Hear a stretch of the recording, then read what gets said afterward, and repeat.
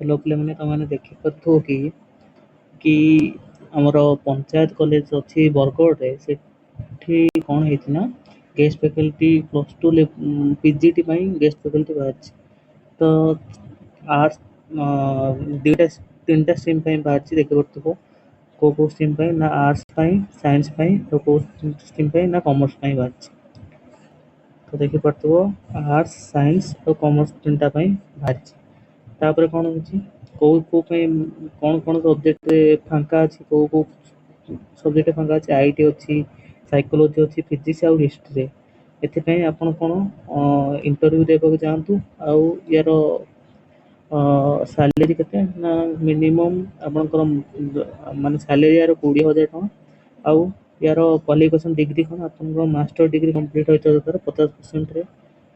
ଆଉ କ'ଣ ଥିବା ଦରକାର ବିଇଡ଼ି, ଯଦି ଆପଣ ବିଇଡ଼ି ମଧ୍ୟ କମ୍ପ୍ଲିଟ୍ ହୋଇଥିବା ଦରକାର। ଏଇସବୁ ମତଲବ ଏଇ ସବଜେକ୍ଟକୁ ପଢ଼ିବା ପାଇଁ ହେଲେ ଆପଣଙ୍କର ବିଇଡ଼ି ସହିତ ମାଷ୍ଟର ଡିଗ୍ରୀ 50% ରହିଥିବା ଦରକାର।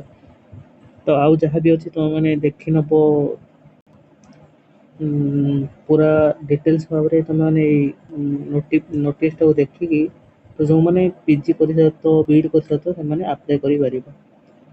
ତ ଯଦି ଭିଡ଼ିଓଟା ଭଲ ଲାଗିଥିବ ତାହେଲେ ଚ୍ୟାନେଲକୁ ସବସ୍କ୍ରାଇବ୍, ଲାଇକ୍ ଆଣ୍ଡ ସେୟାର କରିବ। Thank you.